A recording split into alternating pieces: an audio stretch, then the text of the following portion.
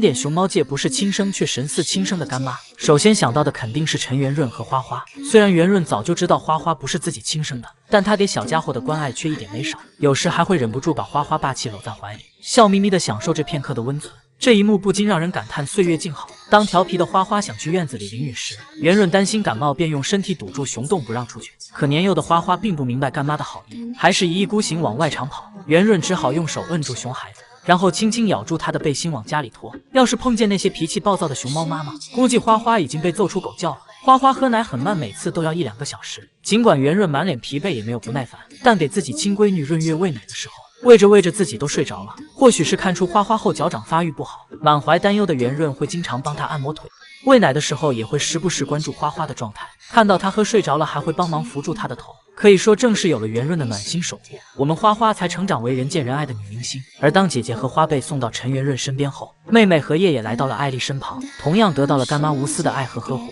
当调皮的荷叶对干妈蹬鼻子上脸时，正在干饭的艾丽没有直接给她来个过肩摔，而是伸手轻轻扶着她弯腰放回地面。溢出屏幕的温柔真的会让人心软软，害怕叶子爬得太高会摔下来。艾丽妈妈担心的一直用手托住她，最后叶子安全着陆才肯去休息。而且艾丽妈妈特别喜欢黏着荷叶，像两脚兽一样把头埋在她肚皮里吸猫。小叶子被这过分的热情弄得难以招架，本想逃跑，但还是被干妈逮到，只能被迫承受着铺天盖地的母爱。都知道旅美熊猫宝莉有个同胎弟弟宝源，就是那只脸型方方的小电视机。小家伙虽然从小离开亲妈宝宝和哥哥，但所幸遇到了将他视作亲生的干妈水秀。水秀虽是野生熊猫，手掌也断了一只，但他却把干儿子照顾得白白胖胖，就算喂奶喂到满脸疲惫，也不会推开宝源，而是用手轻轻抚摸他，示意他不用着急，以至于宝源的脑袋比干妈水秀的都大。相较之下，淼淼带润九就比较搞笑了，被气到跳脚的样子简直不要太可爱。不过即便被熊孩子气到怀疑熊生，六水公主也从不舍得打干女儿润九一下，可以说是个很有母爱的熊猫妈妈。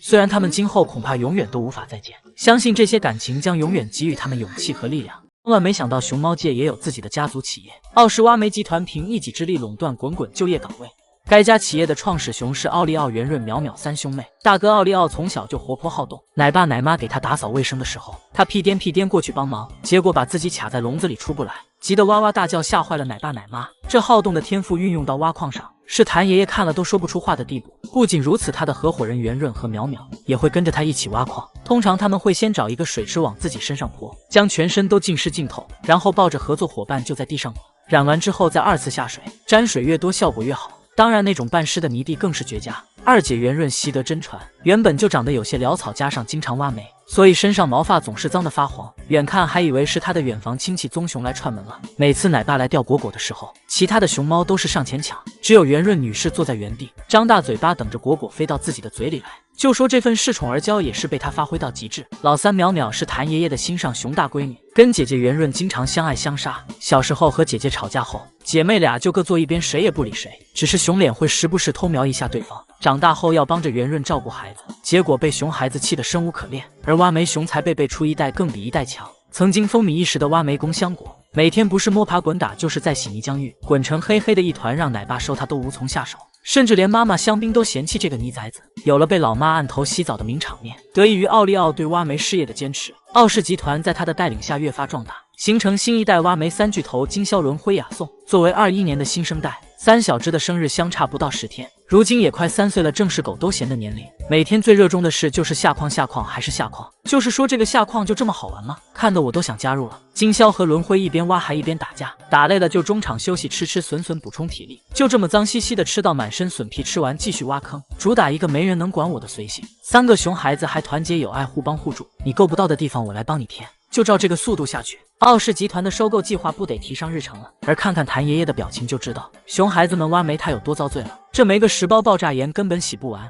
大熊猫究竟有多少让人意想不到的脸型？百变滚滚们，你最喜欢哪一款？熊猫界公认的美女飞云是仓鼠脸，自带甜甜的微笑，唇不知迷倒了多少人，但在天使般的面容下却有着一颗硬汉的心。飞云和金虎打架都是3七开，也就是3分钟把大胡子打哭7次。看来飞云的飞是张飞的飞，云是赵云的云，粉丝看见他喊的都是萌妹萌妹，金虎看见他喊的都是喊门卫门卫。而小公主福宝则是个5边形脸，最大的特点就是全部突出，看上去像5边形战士，睡醒了还会变脸，起猛了还会变身，松狮被姨姨们一顿拍照。小福真的堪称熊猫界表情最多的熊，而我们的北辰是天生笑脸。肉乎乎的脸，自带粉色腮红，又萌又可爱，还因动作甜度超标被称为小甜包。虽然北辰外表软萌可爱，本质上却是实打实的皮猴一个，经常没事就去招惹同伴，尤其是文静宝宝被他折磨得烦到不行，每次看到北辰都会丢下正在啃的竹子转身就跑。萌兰则是可爱的蓬蓬脸，刚出生的小萌兰脸蛋又大又圆，毛茸茸的像抱枕玩具一样，天生的微笑唇，眼睛滴溜溜的圆，奶凶的她还总想给奶爸来2拳，结果小腿没站稳，自己先摔了一跤。相比之下，另一个宝宝更具特点，滑萌萌天生囧字脸，因为眼圈上方长了2撇不规则的毛，看上去特别像个囧字，好像是受了什么天大的委屈，一副随时要哭出来的模样。据说奶爸也曾试图帮忙抚平，但这个悬倔强的长在脑门上不肯躺平，被奶爸这么一扒拉，不但没有消失，还越来越明显。梅兰肉肉则是16:9宽平大脸，谭爷爷曾说肉肉是最好认的小熊，就梅兰嘛，最大的脸，就看他最大的脸，然后嘴巴有点尖，肉爷好像感觉一眼就看出来，感觉就是长得顺一些，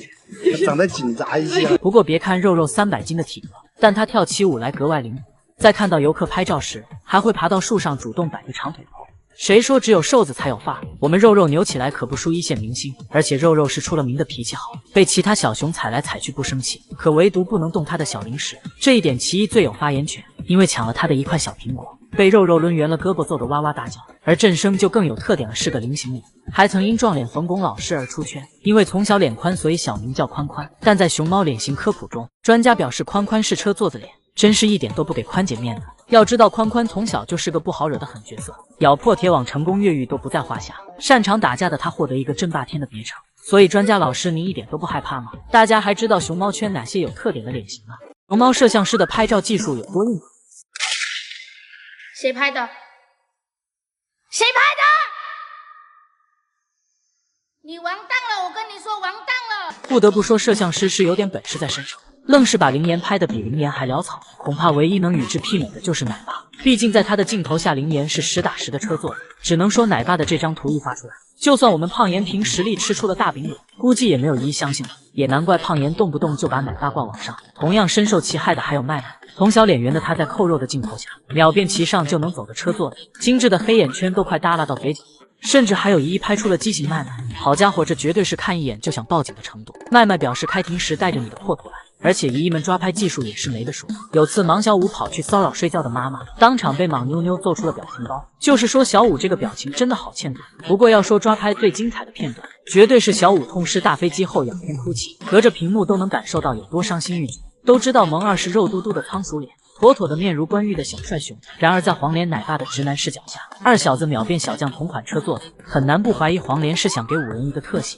而福宝360度无死角的美貌，同样是被老宋找到了神奇的361度。尖尖的嘴筒子说是福宝都不敢认。如果说以上原因都归结于不专业，但令人语塞的是中兴摄像师拍照技术同样一言难尽。毕竟他们能把标准圆脸熊的香香拍成嘴巴尖尖的食蚁兽，长的都能挂几件衣服上去晾了。香香表示律师来之前我不会说一句话。而当奶爸介绍一人一兵兄妹俩时，摄像师再次把镜头对到了两熊脸上，让一兵撞脸了冰河世纪里的松鼠。可见有时中兴挨骂也不是没有原因。都知道小卢小将是对反差感紧，姐姐天生圆脸，弟弟撞脸一批外星人。然而在中兴摄像师的镜头下，小鲁变得又车又瘦，像长期吃不饱一样，小将却仍是车的不能再车的车座子。对此他表示不对，应该变圆才对。好在中兴知道自家人的水平，没让香香小将他们的摄影师去拍福宝，不然又该是一场腥风血雨了。